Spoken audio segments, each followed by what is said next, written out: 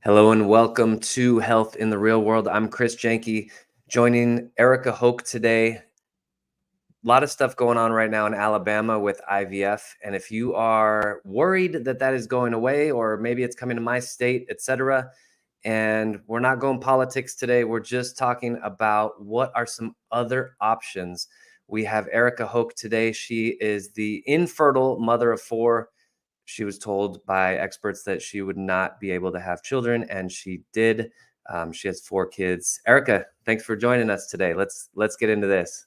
Yeah. Hey, Chris, thank you so much for having me on. I'm pretty fired up about the topic and being here. So This is big. I mean, again, we don't have to go down this rabbit hole too much, but it really came out of left field for me. I was like, wait, they did what?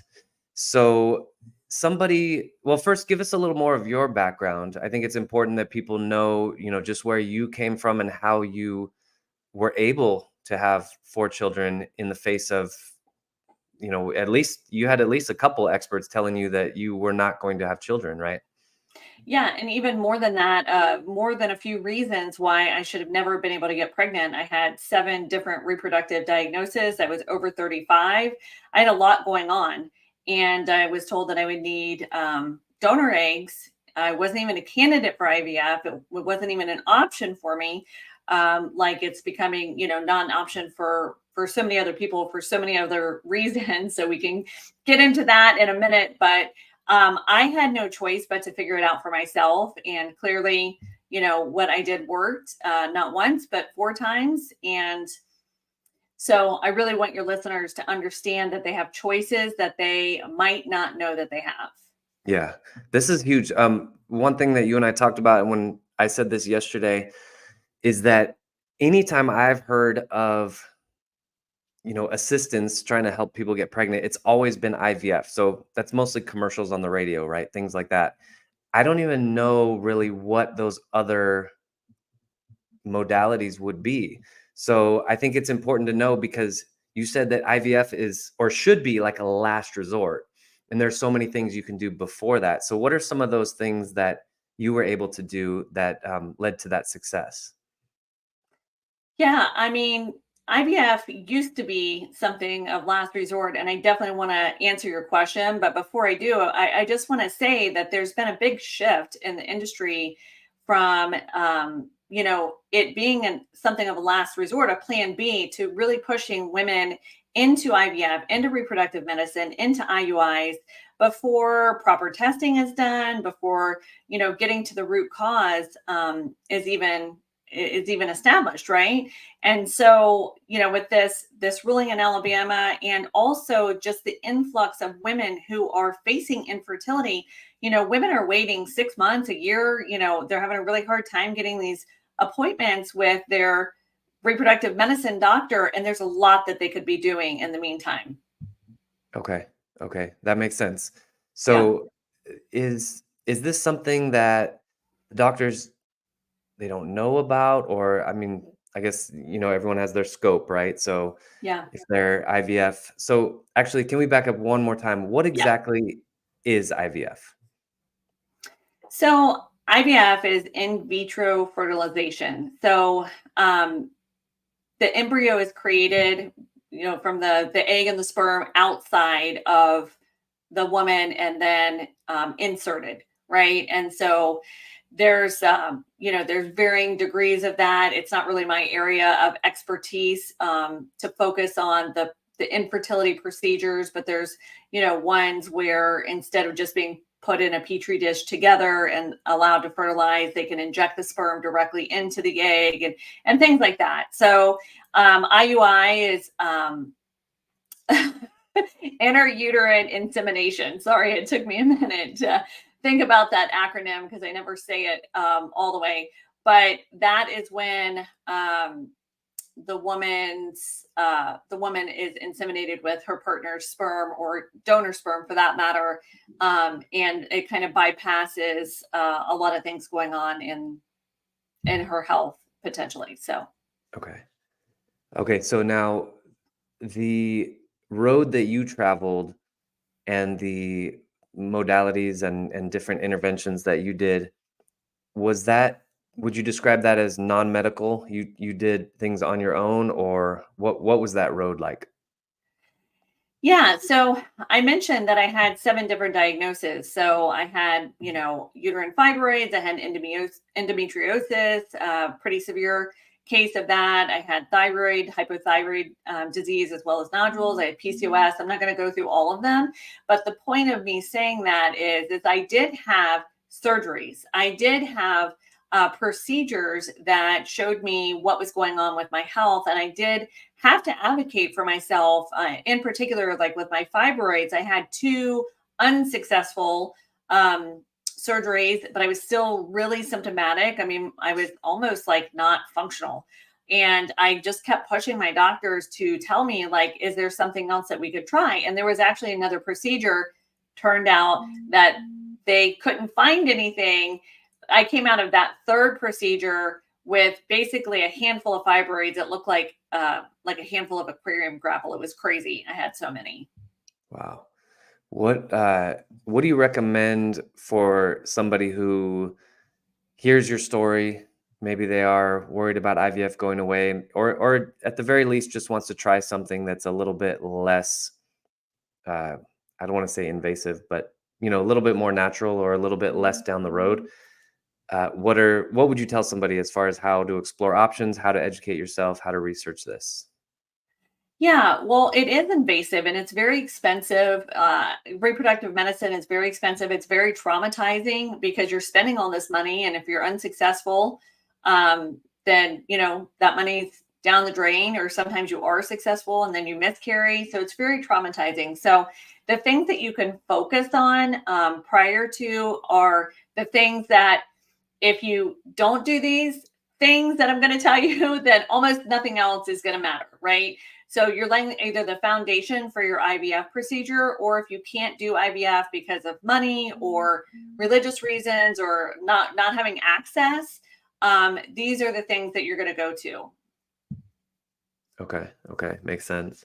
Are there one or two things that for you really made a difference? Is it diet related? Was there stress involved, or what were the few things that really made a difference for you personally?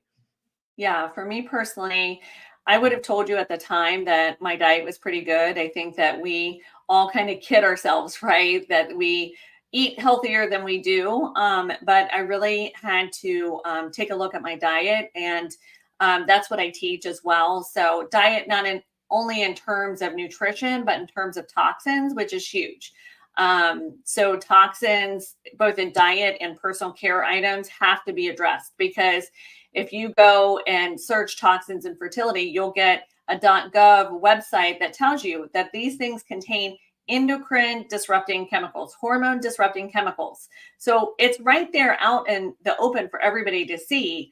I'm just putting it all in one place for people and leading them down the path that they're not having to do all the research that I did. But the personal care products are known hormone disruptors. Yeah, wow. And women Did- put 300 independent chemicals on their body a day, so Yeah, we have to address that. yeah, definitely. That's the elephant in the room right there. Yeah, Um, yeah, that's huge. we Oh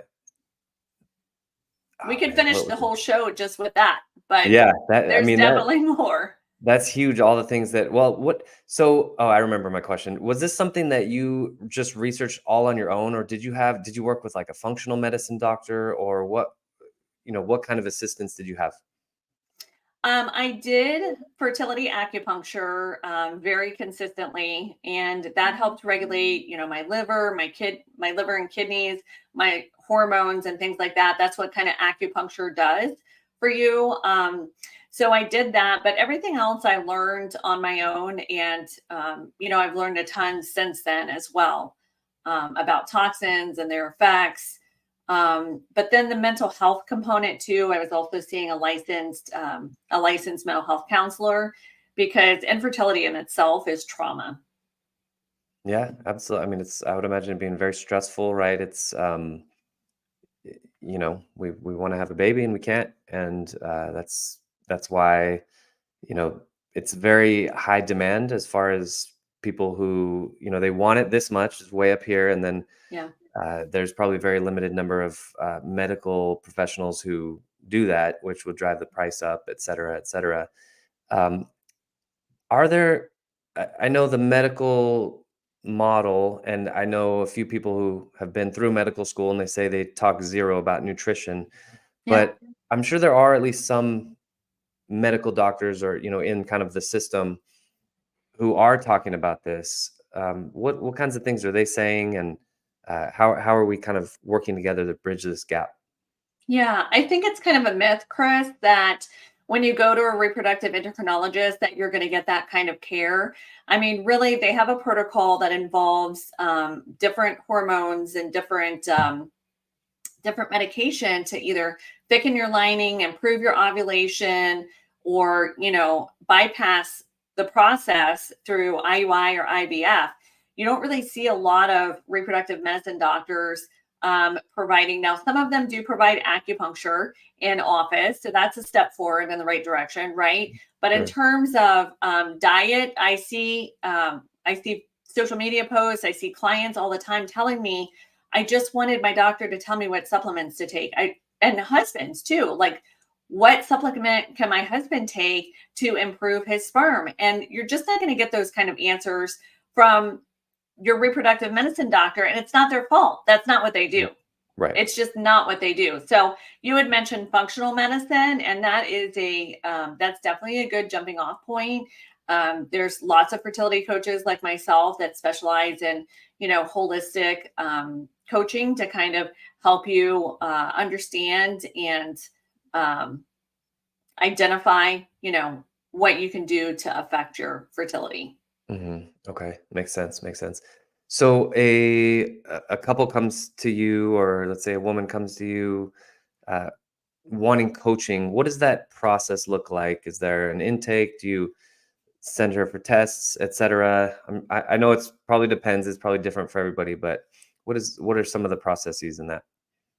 Yeah, I do have a 3-month program, but I want to make sure, that the person coming to me is a good fit for that program. It takes about 3 months for you to improve your egg quality. So while we're going through those 3 months, we are looking at the things, identifying toxins. It's a self-led, video workshop style, and basically just empowering that person. um, I say toxins, testing, and taking action, right? Mm, So those are the three areas that we want to empower women.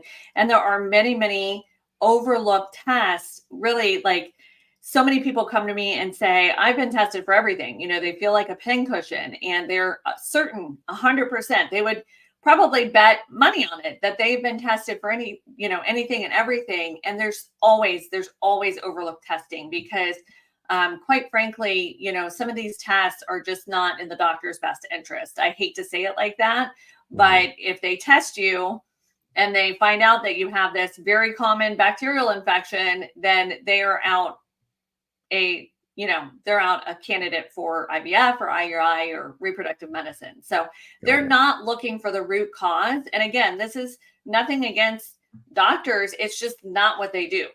Right. It's on us to educate ourselves, and this is whether it's reproductive medicine or any other type of medicine. That's right. We need to know what to look for. So, what are some of the most overlooked tests that you've seen?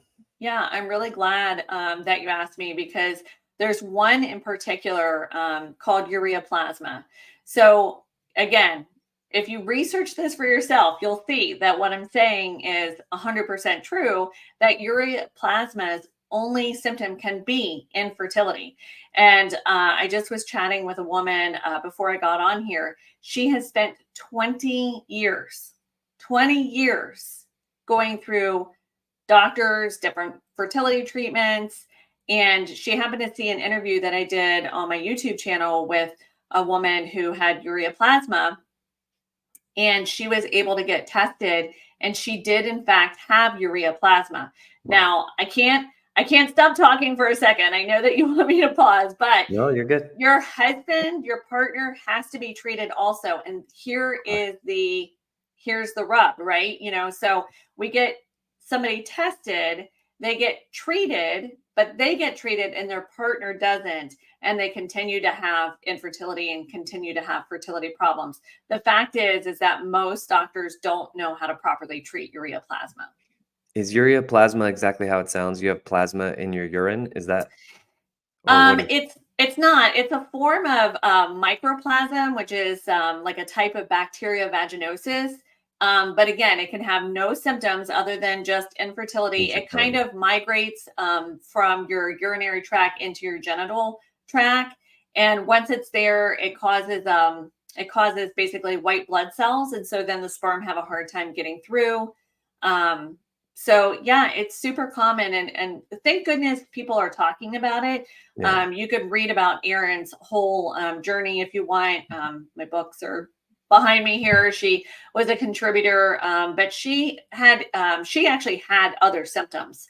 She Okay. had urinary tract symptoms. She went from doctor to doctor, 7 different doctors, 9 different failed IUI procedures. She actually had secondary infertility. As soon as she got diagnosed and treated, she didn't just get pregnant once.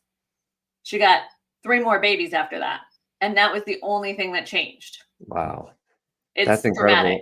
And Yeah. so you said too, the man also has to get tested or has to go through the same protocol or? Yeah, so typically the partner is just treated with an antibiotic. If the woman Okay. is tested positive for ureaplasma, then the partner takes an antibiotic along the way also, and otherwise they're just passing it back and forth. Not a sexually transmitted disease, just so you know, also, which is Got it. important Okay. because people Okay. get real nervous about that. So Wow, that makes sense. This is actually a good segue. So I just redid my website, healthintherealworld.com. If you guys want to send Erica a voice message, there's a way right on the homepage to send a voicemail. Just press the button, hold it down, and talk. And I would imagine there's a whole list of tests that people need to look for. Do you have yeah, that list, or I'm yeah, sure you I have it have in your that book. actually on my website. Yeah, 10 Okay. commonly overlooked tests that you need to ask your doctor about for Okay. sure. But yeah, that's one of the top of the list for 10 sure. tests. Okay, so you just went 10. into one. We got 9 more. What is your website? It's just my first and last name. It's Erica with a C, and then Hoke. It's pronounced Hoke, like hope. So Nice. Hoke. Yeah, That's awesome. ericahoke.com. Yeah. And then Erica, talk about your books a little bit, and we'll give people a place where they can find you. Yeah, thanks. So, my story is incredible. It's amazing, but I didn't want people to say, yeah, that was a fluke. That was just a one-off. Like, I know she got pregnant 4 times, whatever people say to themselves. I wanted a collection of stories where people could really see that what I was saying didn't just affect me. The changes that I made, thousands of women are doing this and getting pregnant without reproductive medicine, or they're implementing the same kind of changes and now they're getting success, right?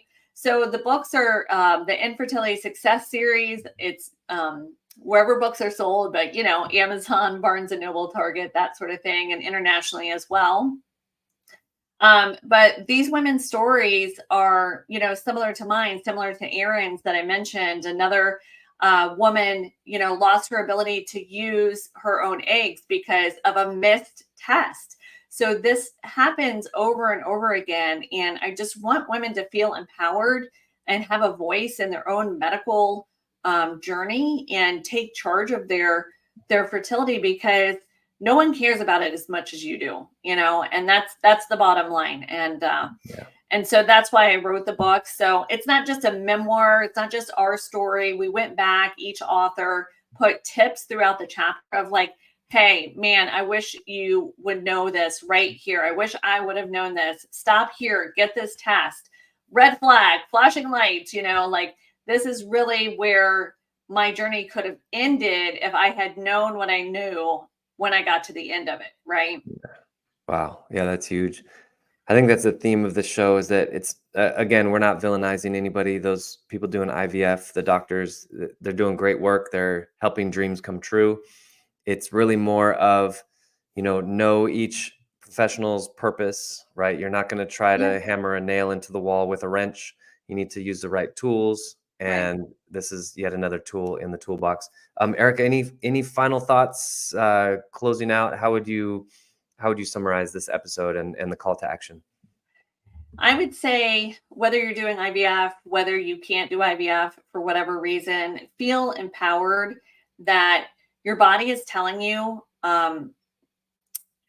your body is telling you something. You need to pay attention to your symptoms. As women, I feel like a lot of times we're just pain, discomfort, things like that are normalized. And so all of that means something. So just get curious about what's actually going on with your body and don't accept, um, a lesser standard of quality of life because a doctor keeps telling you that all your tests are normal or that you're in normal range or they can't help you. If I Yeah. had listened to my doctors and they told me that they couldn't help me, my 4 children would not be here today.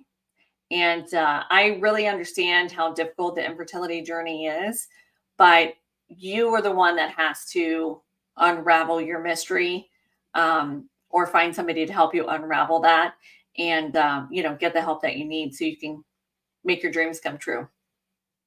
Wow. Yeah, so true. I mean, that's so powerful. And somebody who's watching this, listening to this, now or down the line, if you can help even just one person, as they say, right? One mother to try to figure this out, then it's all worth it. So again, Erica Hoke, the infertile mother of four, fertility coach, author, speaker. Erica, thank you so much for joining us today on Health in the Real World.